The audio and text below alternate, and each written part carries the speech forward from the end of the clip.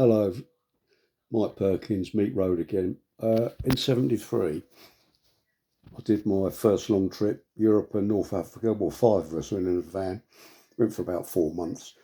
When I came back, uh, I thought I'm going to come out of the motor trade, and I went for a job as a bus driver at Reigate Bus Garage. And you had 2 weeks training, but the thing was, because of the unions, you weren't allowed to be a bus. You had to be a conductor for 3 months, and then you go on to be a driver. I had to do that as well, like be a conductor, what they call conductor bus, and that's embarrassing because I was on the 406, which went from Reigate through Tabworth, Waterloo, New York, where and all the people I went to school with were getting on the bus, taking the piss out of me. Anyway, so I went down, and the instructor, Ted by name, he was that old that he'd actually been on trams. He must have been getting on for retiring, real cockney. And so it's me. Then the other bloke, he was a conductor. He'd been a conductor about 3 years, and he was about 30, I think. You had to be 21 minimum, and he was about 30. And in those days, so all he had was moped license, and I had a car license. But in those days, you could, if you took your test in the bus, when you passed your test, you got the bus license and the car license, believe it or not, without taking a car.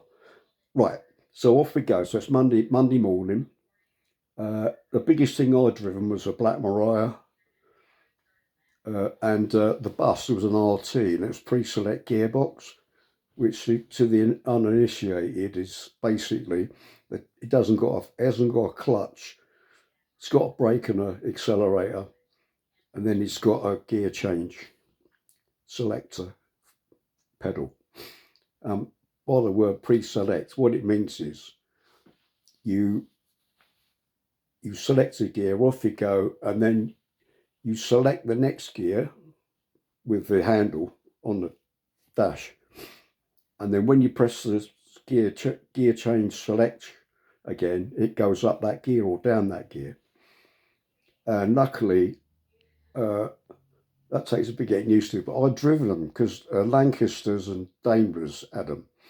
And my mate's old man, Stuart Asplin, he was Jeff Asplin, he'd lost his arm in the war in Sahara, machine gun bullets.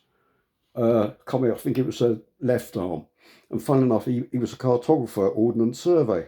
And when he came back, because he got his job back in Chessington, he had to it all with one hand, and he was right-handed, and that's right, he was right-handed, but he lost his right arm. Anyway, he always had pre-selects, and me and Stuart used to go out and drive it. He had Daimler Conquests, Lancasters, and then he went on to Wolseley 6110. That's automatic. Anyway, long story. So I knew how to cope with a pre-select gearbox. So off we go. Went round Dorking and along the bypass, and that was on the Monday. On the Tuesday, we sort of take it in turns to drive.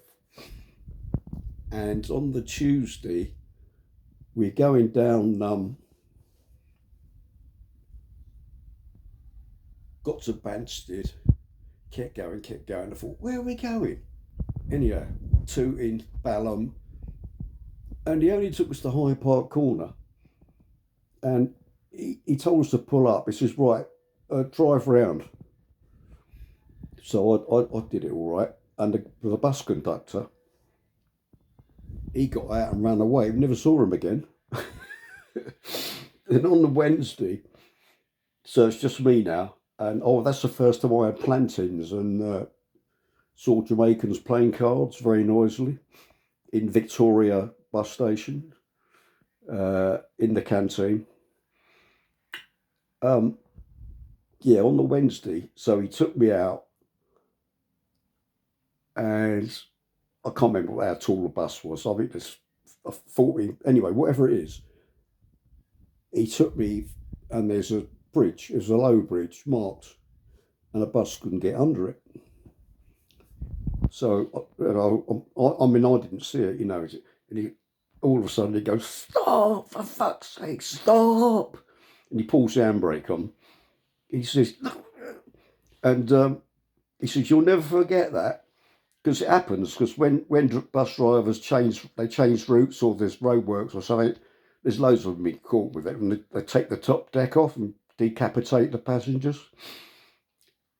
So I got through that, and then I was conductor for about a month, and they overlooked the 3-month rule when I started driving. And I had a clippy, we all had clippies, and one of them was, he was queer, and he had a drag act, and the other bloke was Lee, and he had a cafe at Belmont. So they used to have a drag act, and they used to play at the Vauxhall Tavern, where Paul O'Grady first went. And I went down a couple of times, and even the dogs were queer in there, because the tails used to wag on your arse, So that was quite interesting.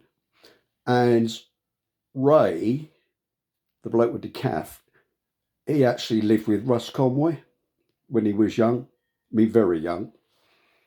Yeah, he had a Lotus. No, what was it? Austin Healey. No, not an Austin Healey. An Austin. I can't remember what it was now. Anyway, it's a sports car. So that's the end of that one. Have a nice day.